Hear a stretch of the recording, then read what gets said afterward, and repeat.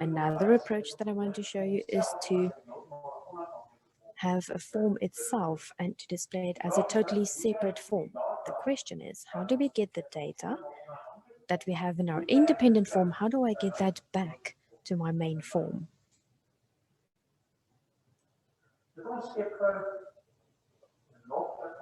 So let's quickly create another form. So we right click on our project and we add a new item. We add another form, Windows form. Oh, sorry, I forgot to change its name now. But its name is currently form 2. Let's quickly change it. Here, it won't change the file name, but it will change the form name that we refer to. So it's FRM insert data. And we are now going to use it to refer to this. Let's change it text. It's text to insert data. On this form, we're going to have text boxes for each of the fields that is in our database. We're going to add new data. So it will be 4 text boxes. Am I right? No, wait, sorry, 3 name, surname, age, and then the last one we'll use a checkbox. Whoops. Okay, so there's the first to third. Each of them will get a label, which just describes what it does. Remember, a good principle for when we use work with labels is assume that your user doesn't know anything. So you must guide them through each way or each step, and you have to tell them this is where you're going to see a name, for example. So label 1 will say something like enter name. Label 2's text will change to enter surname. Label 3, its text is just age. And then the last one we said we're going to use a checkbox. Checkbox has a tick box, yes or no. We can just, here in the prompt, use the text. We can just say it's provincial player. Yes or no. Check or uncheck. Good, so each of the edits just needs a descriptive name. So the first one is edit name. Second one is edit surname. No, wait, sorry. EDT surname. And the last one is EDT age. Checkbox. We'll just give it a name as well. It becomes CHK provincial or prov. Okay, and now we can add new data to our database.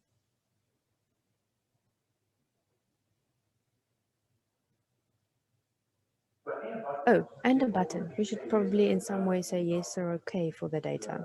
So a button is also necessary. Its name will say button okay. And its text, we can just say something like add to DB.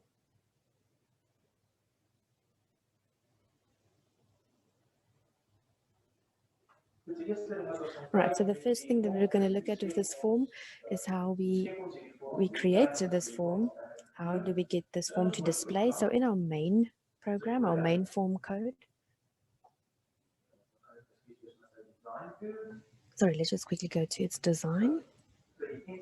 So for the insert menu item, insert data, if we double click on it. So here we're going to create another object of that form.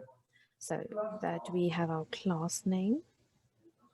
We say it is form insert data.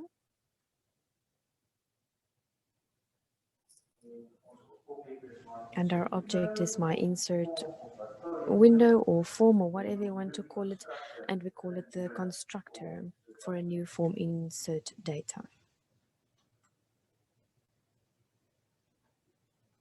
Let me just add a T here, my insert data or window.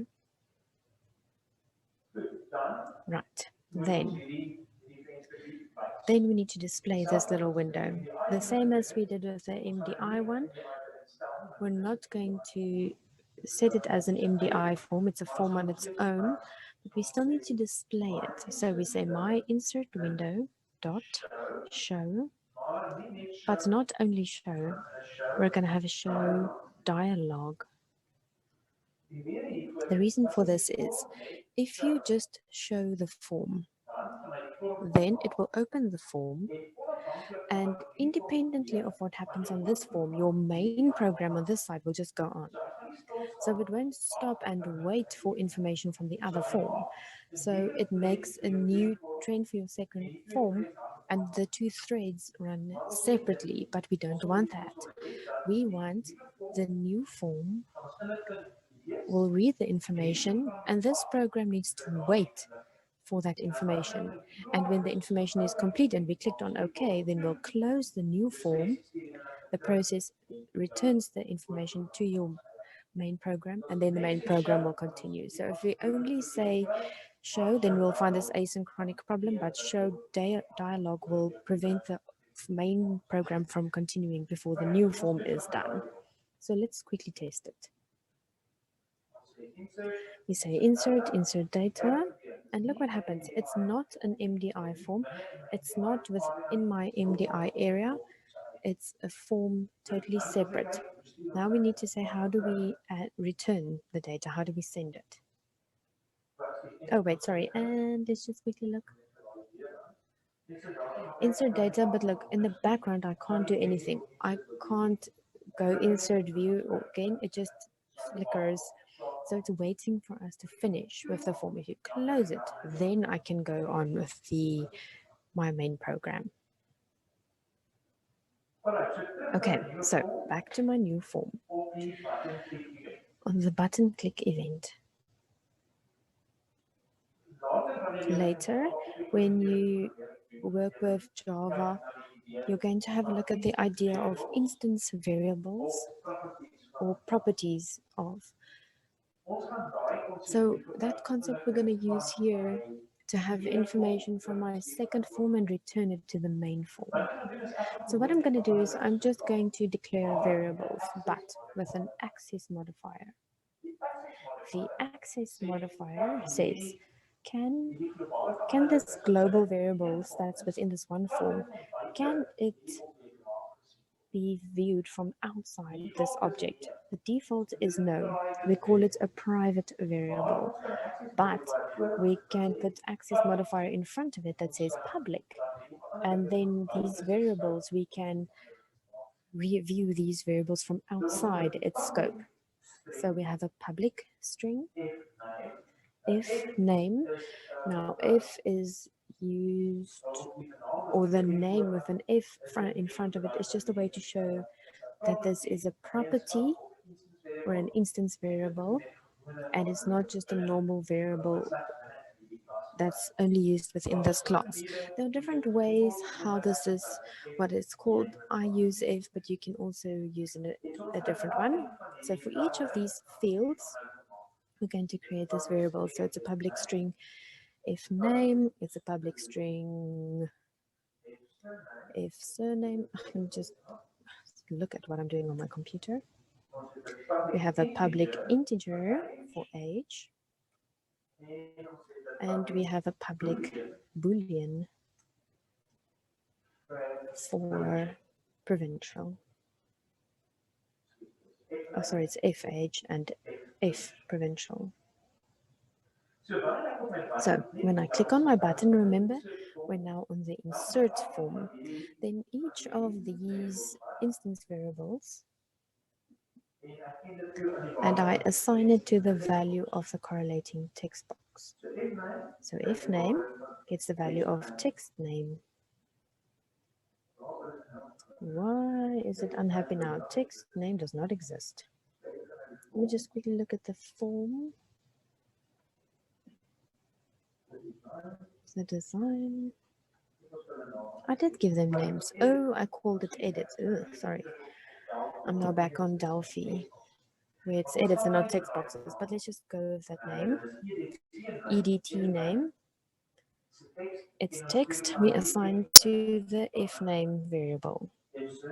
If surname gets the value of edit surname, its text, and if age, which is an integer value, receives the value of a convert to for to int 32. So we convert text to an integer value from edit age text.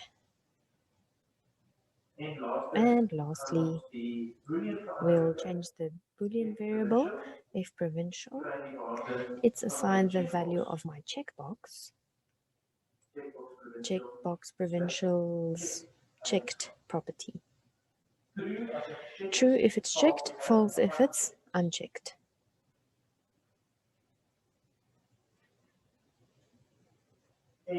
And a last thing that's left to do, if we clicked on the OK, we've now assigned the values, then we're going to, then we'll close the form. So we'll say this dot close. Now, this refers to the instance of the form, which is currently displaying. Close that form. This close. So let's see if that works. Before we catch the values on the other side, there's our form. We can type in anything here. That's gibberish for now. Add to DB and close the form.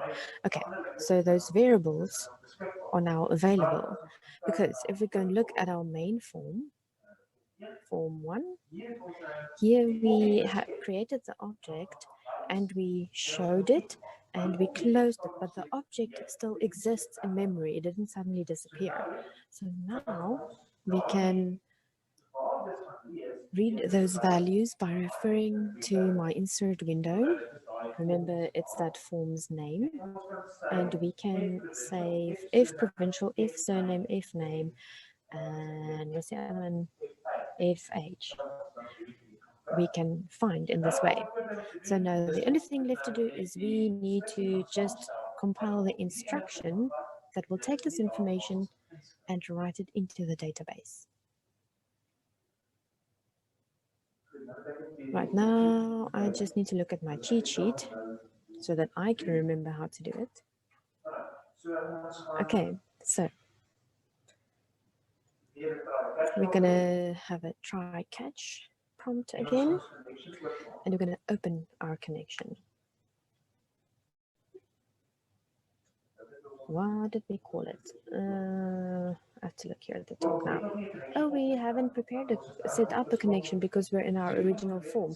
So we'll have to prepare or set up a connection from scratch. So we'll have SQL connection. Oh, and then look, it also doesn't give us suggestions of SQL connection because in this form, we haven't said that we want to use the SQL prime information. So we include this library, say using system data SQL client. And then when I start typing SQL connection, then those classes are available to use because we've included the library. So we create a connection. My connection equals a new SQL command, or connection, sorry, not command. And now we need to specify the connection. So let's quickly go back. Let's go to Server Explorer, find our database there, look at that connection string, and we copy it. So at quotes connection string inside.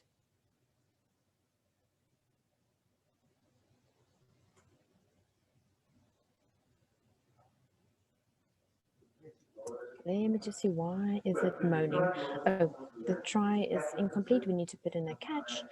We're going to have an SQL exception. That's what we'll catch. Its name is error. And if there is an error, display message box. So message box show, display the errors message. Right, so we have the connection, and then we're going to open the connection. So my connection, open.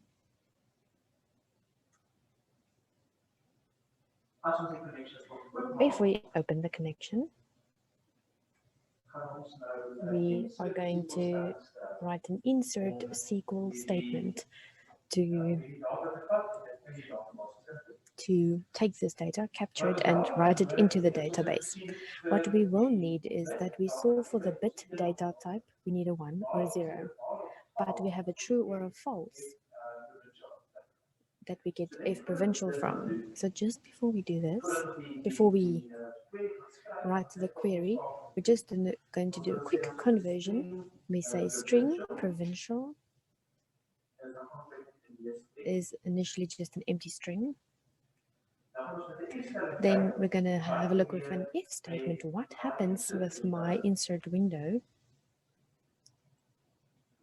Sorry, it doesn't want to complete. It should have a bracket. If my insert window, if provincial, and remember it's a boolean, so we can use it as is. If it's true, the first part of the if will execute. If it's false, the second part of the if will execute. So if it's true, then we say our string provincial gets the value, gets the value 1. But otherwise, under the else, provincial will be 0. And remember, it's a string value,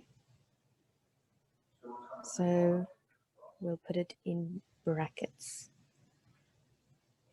Or not brackets, quotes. Sorry. So now the rest of our database steps can be executed. We're going to make a new SQL command. SQL command. I'm going to call it SQL INSERT. It's a new SQL command. And in the constructor, we give it two things. We give it the SQL statement as a string, and we give the connection. Its name is my connection. So what does the SQL statement look like to write data to the database? The structure is as follows. We say insert into table name fields. Which fields do we want to enter? We're going to put in all the fields. So we have the fields name, surname, age, and provincial in brackets. So add to the players table in the following fields the values, and here in brackets in the same order as the field names we're going to include the information. So here it's handy, that little trick where we use the $sign and the curly brackets. So give us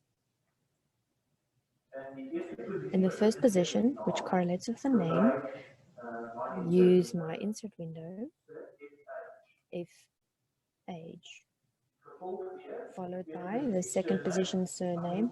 Oh, sorry, not age. Oh, sorry, I'm crazy. Just the surname. No, name. Oh, come on.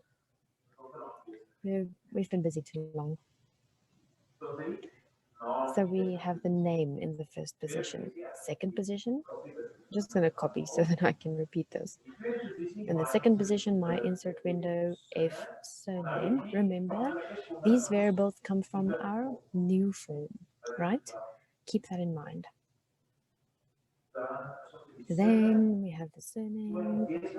Oh, on either side of the text values, remember, single quotes. I keep forgetting that. Right, so name, surname. Here we have age, and look, it does not have single quotes because it's a numeric value. And lastly, the provincial one is yes or no, and we already did a conversion. We said 1 or 0, so we can just make the variable provincial.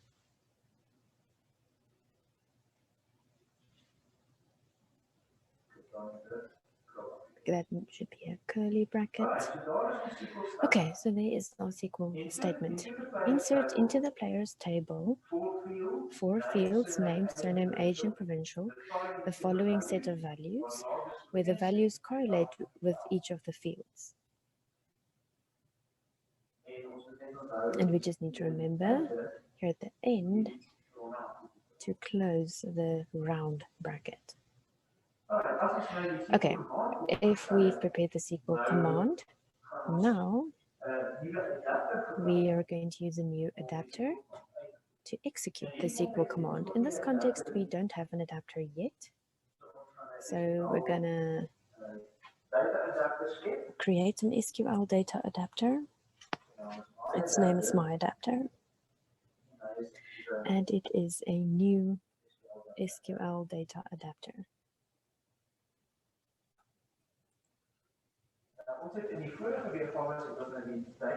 Now in the previous versions, we had the data adapter, my adapter. We specified its select command, but now we're going to specify its insert command. So it has an insert command, and that command is the SQL command that we've prepared, SQL insert.